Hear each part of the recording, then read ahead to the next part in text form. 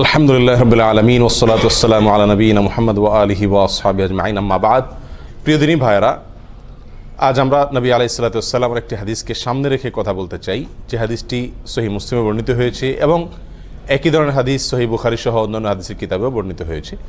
যে হাদিসে আমাদেরকে কবিরা গুনার ভিতরে সবচেয়ে বড় কবিরা গুনাহ, মহাপাপের ভিতরে সবচেয়ে বড় মহাপাপ যেগুলো, সেগুলোকে চিহ্নিত করে আমাদেরকে নবী আলাইহিস সালাতু ওয়াসসালাম সতর্ক করেছেন। আমরা যেন কবিরা গুনার ভিতরে, মহাপাপের ভিতরে আবার সবচেয়ে বড় মহাপাপ, সবচেয়ে বড় অপরাধ যেগুলো, সেগুলো থেকে বেঁচে থাকতে পারি। কোরআন এবং সুন্নাহয় যত নিষেধাজ্ঞা আসছে, এই সব নিষেধাজ্ঞাগুলোই মূলত বড়, কোনোটাই কি নয়, ছোট নয়। কারণ এই নিষেধাজ্ঞা আরোপ করছেন কে? আল্লাহ এবং তার রাসূল সাল্লাল্লাহু আলাইহি ওয়াসাল্লাম। আর আল্লাহ এবং তার রাসূল সাল্লাল্লাহু আলাইহি ওয়াসাল্লামের পক্ষ থেকে যখন কোনো নিষেধাজ্ঞা আসে, সেই নিষেধাজ্ঞা আর কি থাকে না, ছোট থাকে না, তুচ্ছ থাকে না। কিন্তু এরপরেও ইসলামী শরীয়তে আল্লাহ এবং তার রাসূল সাল্লাল্লাহু আলাইহি ওয়াসাল্লাম যত কাজ করতে আমাদেরকে নিষেধ করেছেন, সেগুলোকে দুই ভাগে ভাগ করা হয়েছে। কিছু হলো সগীরা আর কিছু হলো কবীরা। কিছু হলো ছোট অপরাধ, কিছু হলো বড় অপরাধ। ছোট অপরাধ হলো কোরআন এবং সুন্নাতে যে সমস্ত অপরাধগুলো, যে সমস্ত নিষিদ্ধ কাজগুলোকে সাধারণভাবে নিষেধ করা হয়েছে, সেখানে কোনো শাস্তির কথা বলা হয় নাই। আর যেই নিষেধাজ্ঞার পাশাপাশি কোরআন এবং সুন্নাহ আমাদেরকে শাস্তির কথা বলেছে, অর্থাৎ এই নিষেধাজ্ঞা অমান্য করলে দুনিয়াতে শাস্তি হবে অথবা আখিরাতে শাস্তি হবে। দুনিয়াতে তার জন্য কোনো সাজা নির্ধারণ করে রাখা হয়েছে, অথবা আখিরাতের কোনো শাস্তির কথা বলা হয়েছে, অথবা সেখানে কোনো লানত, কোনো প্রকার অভিশাপ, কোনো প্রকার শক্ত কঠোরতা আরোপ করা হয়েছে। এরকম যদি কোনো নিষেধাজ্ঞা হয়, সেটা হবে কি? কাবীরা বা বড় অপরাধ। ছোট গুনাহগুলোও আবার যদি কেউ বারবার করে, তাহলে সেটা কি হয়ে যায়? বড় অপরাধে পরিণত হয়ে যায়। কারণ সেটা এক পর্যায়ে আল্লাহ সুবহানাহু ওয়া তাআলার প্রতি, তার রাসূলের প্রতি বেপরোয়া ভাবকে কি করে? প্রকাশ করে। এই জন্য প্রিয় বন্ধুগণ, সব ধরনের অপরাধ থেকে বাঁচার জন্য কি করতে হবে? চেষ্টা থাকতে হবে। এই বড় অপরাধ যেগুলো, সেগুলোর ভিতরে আবার সবচেয়ে বড় অপরাধ আছে কয়েকটি। আব্দুর রহমান ইবনে আবি বকরাতা রাদিয়াল্লাহু তাআলা আনহু তার বাবা থেকে বর্ণনা করেছেন, তিনি রাসূল আকরাম সাল্লাল্লাহু আলাইহি সাল্লাম থেকে হাদিস বর্ণনা করেছেন যে তিনি বলেছেন, আলা উনাব্বিউকুম বিআকবারিল কাবাইরি, তোমাদেরকে আমি সবচেয়ে বড় অপরাধ যেগুলো, মহাপাপ, কবিরা গুনার ভেতরে আবার সবচেয়ে বড় কবিরা গুনাহ যেগুলো, সবচেয়ে বড় অপরাধ, সবচেয়ে জঘন্য অপরাধগুলো যেগুলো, সেগুলোর উপরে কি আমি তোমাদেরকে বলে দিব না? সেগুলো হলো তিনটি। আল ইশরাকু বিল্লাহ, এক নম্বর হলো আল্লাহর সঙ্গে শিরক করা। আল্লাহর সঙ্গে কি করা? শিরক করা। এর চাইতে বড় অপরাধ আল্লাহর জমিনে আল্লাহ সুবহানাহু ওয়া তাআলা আর সৃষ্টি করেননি। আর কোনো অপরাধ নাই যে অপরাধ শিরকের চাইতে বড়। প্রিয় বন্ধু, আমরা অজান্তে, অগোচরে, না বুঝে আমরা অবলীলায় কিন্তু অনেক ধরনের শিরক আমরা করে যাচ্ছি। দুই প্রকারের শিরক আছে, একটা হলো বড় শিরক আর একটা হলো ছোট শিরক। বড় শিরক কোনগুলো? বড় শিরক হলো এমন শিরক যে শিরকের ফলে মানুষ ইসলাম থেকে কি হয়ে যায়? বের হয়ে যায়। ইবাদত আল্লাহর জন্য করলো, অন্য কারোর জন্য করলো। সিজদা আল্লাহকে করলো, কোনো কবরে মাজারে গিয়েও করলো। দোয়া, এটা ইবাদত, এটা আল্লাহর কাছে করলো, আবার কোনো মাজারওয়ালার কাছে গিয়ে সেখানেও চাইলো, সেখানেও দোয়া করলো, সেখান থেকে সন্তান চাইলো, ব্যবসা উন্নতি চাইলো, রাজনীতির উন্নতি চাইলো। এই সবগুলা বড় শিরক। এর ফলে মানুষ কি থেকে খারিজ হয়? ইসলাম থেকে খারিজ হয়ে যায়, বেঈমান হয়ে যায়। এটা হলো বড় শিরক। এই বড় শিরক আল্লাহ তাআলা মাফ করেন না। আল্লাহ বলেছেন, ইন্নাল্লাহা লা ইয়াগফিরু আন ইউশরাকা বিহি ওয়া ইয়াগফিরু মা দুনা যালিকা লিমান ইয়াশা। আল্লাহ সুবহানাহু ওয়া তাআলা তওবা ছাড়া যে কোনো গুনাহ মাফ করে দিতে পারেন। বান্দা তওবা না করলেও আল্লাহ তাআলা চাইলে মাফ করে দিতে পারেন। সাধারণত মাফ করেন না, চাইলে মাফ করতে পারেন, সেটা আল্লাহ তাআলার ব্যাপার। কিন্তু আল্লাহ তাআলা নিজের জন্য নিজে এটা অবধারিত করে রেখেছেন যে তিনি তার সঙ্গে শিরক করলে, আল্লাহর সঙ্গে কেউ পার্টনার সাব্যস্ত করলে, সেটাকে আল্লাহ তাআলা কি করবেন না? ক্ষমা করবেন। এটা ক্ষমার অযোগ্য অপরাধ। হ্যাঁ, যদি কেউ তওবা করে দুনিয়া থেকে মারা যায়, কোনো মাজারে, কোনো কবরে সিজদা করেছে, সেখানে গিয়ে সন্তান চাইছে, কোনো বড় ধরনের শিরক করেছে, অথবা অন্য যতভাবে বড় শিরক হতে পারে সেগুলো করেছে, পরে আল্লাহর কাছে আবার ক্ষমা চাইছে, সেটা ভিন্ন কথা। তওবা করে যদি ফিরে আসে, সেটা আল্লাহ তাআলা অবশ্যই কি করবেন? মাফ করবেন। তাহলে শিরকের ভিতরে বড় শিরক যেটা, সেটা সবচেয়ে জঘন্য, আর ছোট শিরক যেটা, সেটাও কম জঘন্য নয়। ছোট শিরক হলো কথাবার্তার ভিতরে বলার ভুল। আমরা আল্লাহর সঙ্গে, আল্লাহর শক্তিমত্তার সঙ্গে, আল্লাহর যে সমস্ত গুণাবলী আছে, সেগুলোর সঙ্গে অন্য কাউকে কি করলাম? পরোক্ষভাবে শরীক করে ফেললাম। উপরে আল্লাহ, নিচে তুমি, আগে আল্লাহ, পাশে তুমি, এই জাতীয় অনেক উল্টাপাল্টা কথা আমরা বলি, অনেক সময় কোনো আমল করি, দিনই কোনো কাজ করি, কিন্তু সেখানে দুনিয়ার কোনো ধান্দাও থাকে আল্লাহকে খুশি করার পাশাপাশি। এই সবগুলোই ছোট শিরকের অন্তর্ভুক্ত। আল্লাহ তাআলা আমাদেরকে বড় শিরক, ছোট শিরক সবগুলা থেকে বেঁচে থাকার তৌফিক দান করুন। শিরক থেকে বেঁচে থাকার জন্য সবচেয়ে বড় এবং প্রধান উপায় হলো শিরক সম্পর্কে জ্ঞান অর্জন করা। তাওহীদ এবং শিরকের জ্ঞান যদি আমার মধ্যে থাকে, তাহলে ইনশাআল্লাহ আমি শিরক থেকে কি করতে পারবো? বেঁচে থাকতে পারবো। আমরা অজান্তে না জেনে শিরক করে ফেলছি, যার কারণে আমার ঈমান থেকে আমি কি হয়ে যাচ্ছি? খারজ হয়ে যাচ্ছি। তাহলে সবচেয়ে বড় অপরাধের ভিতরে 1 নম্বরের অপরাধ হলো আল-ইশরাকু বিল্লাহ, আল্লাহর সঙ্গে কি করা? শরীক বা পার্টনার সাব্যস্ত করে ইবাদত করতে গিয়ে, দোয়া করতে গিয়ে যে কোনো ভাবে আল্লাহ ছাড়া অন্য কারোর নামে আপনি শপথ করলেন, এটাও এক ধরনের কি শিরক হয়ে যায়। আল্লাহ ছাড়া অন্য কারোর নামে আপনি মান্নত করলেন, আল্লাহর নামে মান্নত করতে হয়, মান্নত করলেন কোনো মাজার নামে, কোনো পীরের নামে, তাহলে এটা কি হয়ে যায়? শিরক হয়ে যায়, যেগুলো আমরা অহরহ করছি, আমাদের সমাজে অনেকেই করে চলেছেন। আল্লাহ আমাদেরকে হেফাজত থাকার তৌফিক দান করুন। দ্বিতীয় যেই অপরাধটি মহা অপরাধ, মহাপাপ, কবিরা গুনার ভিতরে আবার সবচেয়ে বড় কবিরা গুনাহ, সেটা হলো উকুকুল ওয়ালিদাইন। জঘন্য একটি বিষয়, অহরহ আমরা অবলীলায় সবাই কম বেশ করে চলেছি, সেটা হলো মা বাবার অবাধ্যতা, নাফরমানি। মা বাবার কি করা? নাফরমানি করা। নবী আলাইহিস সালাতু ওয়াস সালাম একান্তে খাসভাবে তার অনেক সাহাবা একরামকে ওসিয়ত করে গেছেন। সাধারণ নসিহত না, ওসিয়ত কোনটা? মৃত্যুর আগ মুহূর্তে মানুষ একেবারে মনের গভীর থেকে হৃদয় নিংড়ানো যে তপ্ত আহ্বান রেখে যায়, বাবা এই জিনিসটা করিও না, এটা করিও, এইগুলোকে বলা হয় সাধারণত কি?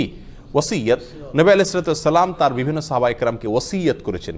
ওসিয়ত শব্দ ব্যবহার করেছেন সাহাবা একরাম, যা আমাদেরকে রাসূল ওসিয়ত করেছেন মা বাবার নাফরমানি যেন আমরা না করি। যত বড় নির্দেশই করুক না কেন, মানতে আমার যতই কষ্ট হোক, মা বাবার নির্দেশ যেন আমরা লঙ্ঘন না করি, মনে যতই না বুঝুক।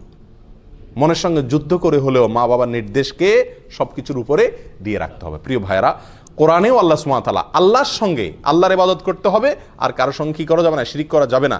এই নির্দেশের পরেই আল্লাহ বলেছেন ওয়াবিল ওয়ালিদাইনি ইহসানা, মা বাবার প্রতি সদাচরণ করতে হবে। মা বাবা যদি কোনো অন্যায় কাজ করতে বলে, আপনার স্ত্রীর প্রতি জুলুম করতে বলে, অবিচার করতে বলে, অত্যাচার করতে বলে, সেটা করার দরকার নেই, সেটা মানা যাবে না।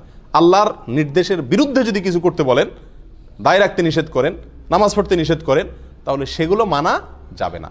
বাকি এছাড়া যত সাধারণ নির্দেশ আছে মা বাবার, সেগুলোকে সব কিছুর উপরে অগ্রাধিকার দিয়ে মানতে হবে। এবং এটা মানা, বিশেষ করে আমাদের দেশের মতো যে সমস্ত দেশে যৌথ ফ্যামিলি ব্যবস্থাপনা আছে, সেই সমস্ত সমাজে মা বাবার হুকুম মানতে গিয়ে অনেক ধরনের সমস্যা দেখা দেয়।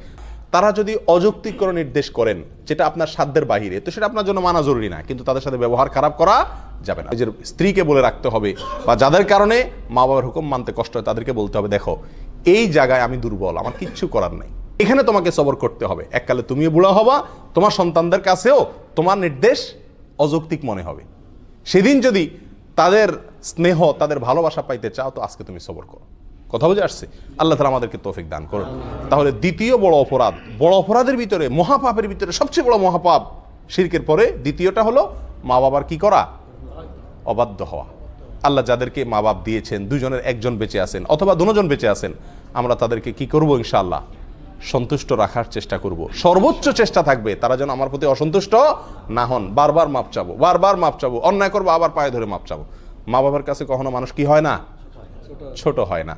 যত পায়ে ধরি আমার মর্যাদা কমবে না, যত বরং তাদের পা যত ধরবো তত মর্যাদা বাড়বে। তাদের কাছে যত ক্ষমা চাইবো তত আল্লাহ আমার মর্যাদা উপরে উঠাবেন। দুনিয়াতেই বাড়বে, দেখবেন, চোখের সামনে দেখতে পাবেন, আখিরাতে তো বাড়বে ইনশাআল্লাহ।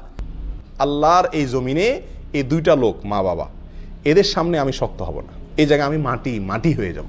আল্লাহ আমাদেরকে তৌফিক দান করুন। তৃতীয় যে অপরাধটি, সবচেয়ে বড় অপরাধ, কবিরা গুনার ভিতরে সবচেয়ে জঘন্য কবিরা গুনাহ, এটা হলো ওয়াশাহাদাতুজ জুর আও কাউলুজ জুর, মিথ্যা সাক্ষ্য দেওয়া। কি দেওয়া ভাই? মিথ্যা সাক্ষ্য দেওয়া। এই হাদিস বর্ণনাকারী সাহাবী বলছেন যে নবী আলাইহিস সালাম হেলান দিয়ে বসে কথাগুলো আমাদেরকে বলছিলেন। এই তৃতীয় নম্বর পয়েন্টটা বলতে গিয়ে নবী আলাইহিস সালাম হেলান থেকে উঠে বসলেন সোজা হয়ে, আর বারবার বলতেছিলেন ওয়াশাহাদাতুজ জুর, ওয়াশাহাদাতুজ জুর, ওয়াশাহাদাতুজ জুর। এতবার তিনি বলতেছিলেন, আমরা তখন মন থেকে চাইছিলাম যে রাসূল যেন একটু থামে, আর কত বলবে, অর্থাৎ বিষয়টা আমাদের উপরে অনেক কঠিন হয়ে যাচ্ছে। এত বারবার তিনি বলছিলেন। মিথ্যা সাক্ষ্য দেওয়া অপরাধ সমূহের ভিতরে, কবিরা গুনার ভিতরে এটা অনেক বড় মাপের কবিরা গুনাহ। এখন আপনারা কেউ বলবেন যে মিথ্যা সাক্ষ্য দেওয়া এটা তো আমাদের জীবনে খুব, এই পরিস্থিতির সম্মুখীন আমরা খুব কম হই। সাক্ষী দেওয়া এটা তো আদালতে হয় সাধারণত, আদালতে অনেকে আছে আমরা জীবনে একবারও যাই না, বেশিরভাগ লোক যাই নেই। তাহলে মিথ্যা সাক্ষ্য দেওয়ার এই বিষয়টা থেকে তো আলহামদুলিল্লাহ আমরা মুক্ত না ভাই। বহু ক্ষেত্রে আমরা মিথ্যা সাক্ষ্য দিয়ে থাকি নিজের অজান্তে, আমরা জানি না যে এটা মিথ্যা সাক্ষ্য হয়ে যায়। যেমন আপনাকে কেউ জিজ্ঞাসা করলো ভাই লোকটা কেমন, হয়তো সে তাকে চাকরিতে নিবে বা তার সাথে কোনো লেনদেন করবে, আপনার সঙ্গে হয়তো তার দোস্তি আছে, আপনি বলে দিলেন না তার মতো মানুষ হয় না, অথচ লোকটা সুবিধার না। অথবা আপনার সঙ্গে তার শত্রুতা আছে, লোকটা কিন্তু ভালো, আপনি বলে দিলেন না সে কি মানুষ নাকি, মানুষের জাতও না। এটা কি দিলেন আপনি? মিথ্যা সাক্ষী দিলেন। কথা বোঝাতে পারছি? আমাদের দেশে, গ্রাম দেশে জিনিসগুলো বেশি হয়, শহরেও কম বেশ হয়। বিয়ে শাদী উপলক্ষে হয়তো কেউ মেয়ে দেখতে আসছে দূর থেকে কোনো গ্রামে, অথবা ছেলে দেখতে আসছে, তো জিজ্ঞাসা করলো আপনাকে যে মেয়েটা কেমন ভাই, ছেলেটা কেমন ভাই। তো আপনার সাথে সম্পর্ক যদি ভালো থাকে, তত ব্যাড রেকর্ডই থাকুক তাদের, আপনি বলে দেন কি আরে ভাই এ তো হাজারে একটা, মাশাআল্লাহ। আর যদি আপনার সাথে সম্পর্ক খারাপ থাকে তখন বলে দেন কি, যত ভালোই হোক বলে দি ভাই আপনি যেমনি আসছেন তাড়াতাড়ি সরেন ভাই, আল্লাহ বাঁচাইছে, আমার জিজ্ঞেস করছেন আপনারা, একবারে দরা তো খাইছিলেন, এখন সর্বনাশ, হাই হাই আর জায়গা পান নাই আপনারা। এই সমস্ত কথা আমরা বলি কি বলি না? এগুলো সব কি মিথ্যা সাক্ষী দেওয়া। লোকটা ভালো বা মন্দ, যেমন আমি যতটুকু জানি ততটুকু বলতে হবে, তার সাথে আমার সম্পর্ক যাই থাকুক না কেন, না হলে সব কি হয়ে যাবে, মিথ্যা সাক্ষ্য হয়ে যাবে। মিথ্যা সাক্ষ্যের আরো বহু চিত্র আমাদের সমাজে কম বেশ আছে। ছোটখাটো বেজালে, গন্ডগোলে, ফাসাদে, মারামারিতে, ঝগড়াঝাটিতে, বিচার অথবা মানে বিচারের মতো কোনো সালিশি যদি হয় বা এই জাতীয় কোনো মিউচুয়াল হয়, তো সেখানেও দেখা যায় আমি প্রত্যক্ষদর্শী, অনেক সময় আমি সাক্ষী দিতে চাই না, সাক্ষ্য দিতে চাই না। সাক্ষ্য দিতে না চাওয়া এটা একটা অপরাধ, আর মিথ্যা সাক্ষ্য দেওয়া, সাক্ষী দেওয়া এটা কি অপরাধের ভিতরে, বড় অপরাধের ভিতরে মহা বড় অপরাধ। আল্লাহ তাআলা আমাদেরকে এই তিনও মহা বড় অপরাধ থেকে বেঁচে থাকার তৌফিক দান করুন। এরকম আরো বেশ কয়েকটা অপরাধকেও মহা বড় অপরাধ হিসাবে অন্যান্য হাদিসে সাব্যস্ত করা হয়েছে, শামিল করা হয়েছে। তার ভিতরে একটা হলো জেনা করা, মানুষ হত্যা করা। আজকাল যে আমরা ভ্রূণ হত্যা করি, এটাকেও কোনো কোনো জায়গায় এরকম মস্ত বড় অপরাধ বা মহা বড় অপরাধ হিসাবে সাব্যস্ত করা হয়েছে। ভ্রূণ হত্যা অর্থাৎ সন্তান গর্ভে আসছে, আপনি সেখান থেকে কী করলেন, হত্যা করে দিলেন ওষুধ দিয়া অথবা বিভিন্ন প্রসেসের মাধ্যমে। এগুলো সবগুলো বড় অপরাধ। আল্লাহ তাআলা আমাদের সকলকে এই বড় অপরাধগুলো থেকে বেঁচে থাকার তৌফিক দান করুন। বিশেষ করে এই হাদিস থেকে আমরা যে তিনটি অপরাধের কথা জানলাম, শিরক করা, মা বাবার অবাধ্যতা এবং মিথ্যা সাক্ষ্য দেওয়া, এগুলো থেকে হাজার হাজার মাইল দূরে থাকার তৌফিক দান করুন। জাযাকুমুল্লাহ ওয়া আখিরু দাওয়ানা আলহামদুলিল্লাহি রাব্বিল আলামিন।